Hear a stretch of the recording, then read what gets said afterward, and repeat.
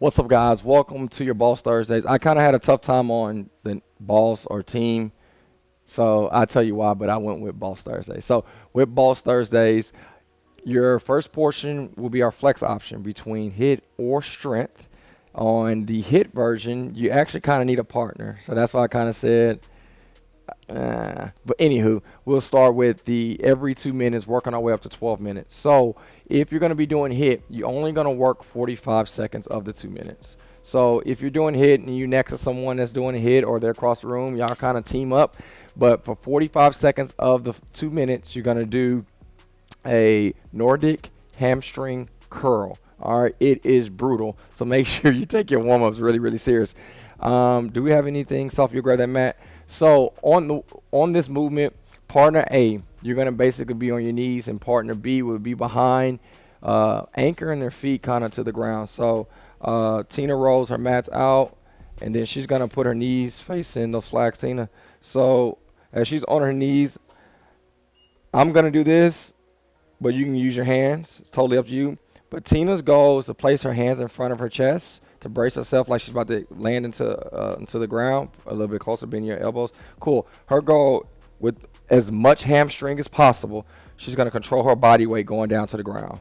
And then whenever she gets there, boom, she'll pop up. That is one. So as Tina's going down, again, that movement that we've been working on, that back and triceps, we're now using that with our hamstrings. One more, I know you're tired. But control, control, control. All right, go ahead and relax, Tina. So whenever you get 45 seconds, you would then basically have 15 seconds of transition, and then I would get down, and then Tina will return the favor to me. So again, every 2 minutes, you both need to complete 45 seconds. Now, with this one, guys, it's not how fast you get, the curls. If Tina gets 6 curls in 45 seconds, if you did 6 really good form Nordic hamstring curls, great job. So please don't be trying to get 72 reps. All right.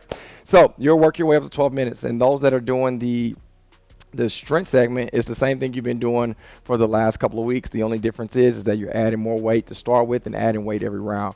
You're doing those barbell reverse lunges. So as you get that barbell on your back, you do that reverse lunge until you get to 6 reps, which is 3 on each leg.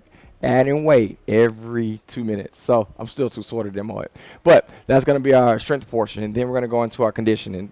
And this is why I kept it with the boss, because this is individually. This is not team. So movement number 1, you're going to need a set of kettlebells, Tina. So grab those the blue kettlebells. So I would say you need 1, but some of you may want to work out with 2, and I'm totally cool with that. But Tina, just for demo's sake, let's go ahead and just use 1.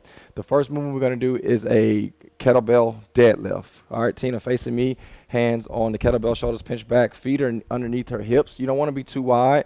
All she's going to do is do a regular standard deadlift. So as she hinges the hips, controlling that kettlebell down to the ground, and she goes to where her hamstrings allow her. So Tina stops maybe 6 inches before the ground. Some of you guys may be able to hit the ground. Some of you guys cannot. Totally cool. But Tina's goal in this movement is to do 5 reps. So after she completes her 5th rep, she would then go to the second movement. All right. So if she wants more weight, she can do the same exact movement with 2 kettlebells. She goes into the same movement, shoulders pinched back, tight stomach, hinge at the hips, going down to where her body allows her with that bend. Now, this is not a stiff leg, so make sure you're bending. Now, go ahead and relax, Tina. The reason why I say you can get 2 kettlebells is not because I want you to grab 2 kettlebells for more weight. It's just because 1 kettlebell is too light. 90% of you, okay, unless the gym is super packed and we just need to kind of share the kettlebells around, 90% of you guys are not going to probably be doing our heaviest kettlebell, which is, I think, it's 63, 70. I think it's a 70 or 90. The heaviest one we got, 70 to 90 pounds. Now, if you're doing 290 pounds, you're a bad boy, but I think majority of us are going to be able to use just 1 kettlebell. So whenever you complete your 5th rep, you would then go into 7 kettlebell swings. 7 total bars. On your total bars, if you know how to do them, knock it out, but make sure you're controlling, poking that chest through, bringing that toe to the bar. But if you're not there yet, we're going to do V-shape abs. So Tina lays on the ground, putting her spine, you don't need a mat, putting your spine on the ground, legs extended out as well as her hands, her goal is not to yank her body up, okay? So I'm going to walk her through this. You're going to take your shoulders off the ground and just freeze, okay? Hands are back towards the box. So now she's going to bring her legs off the ground and just move her arms without taking her shoulders off the ground. Then she goes down, keeping her shoulders off the ground the whole time. So notice she's probably shaking in the core and she's not yanking her whole body up. Go ahead and relax. So this one's more core specific, not performance specific. So once Tina complete her 7th rep, she'll then get up and then she will go into those kettlebell swings. The same kettlebell, that same heavy kettlebell that you had earlier, you're now going to do 9 kettlebell Russian swings. So she hinges the hips, tight stomach, goes to her chin level, right back down until she gets to a total of 9 reps. The last movement will be 11 Russian twists. If your weight on your kettlebell is really, really heavy, cool, don't grab that one. Grab a bumper plate or whatever you're going to do, but she'll go down to do Russian twist. You only need one. So she'll go down, shoulders being pinched back, the weight that she selects. She want to make sure she's looking at the other side of the room every time she goes. So she twists, tap the ground. She twists, tap the ground. She wants more of a challenge. She can always lift her heels off the ground. But you will be doing 11 on each side. All right, not total, but 11 on each side. Go ahead and relax, Tina. So the way this works, we have 5, 7, 9, and 11. Those are our rep counts.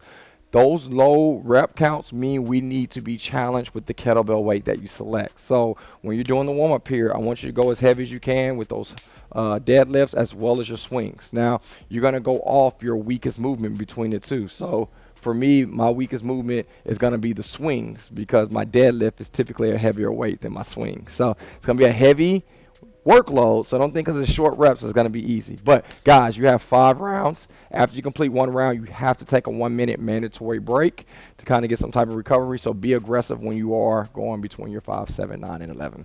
Other than that, guys, it's going to be your Boss Thursdays. Take a selfie, post it. Let's get after it. We see you later.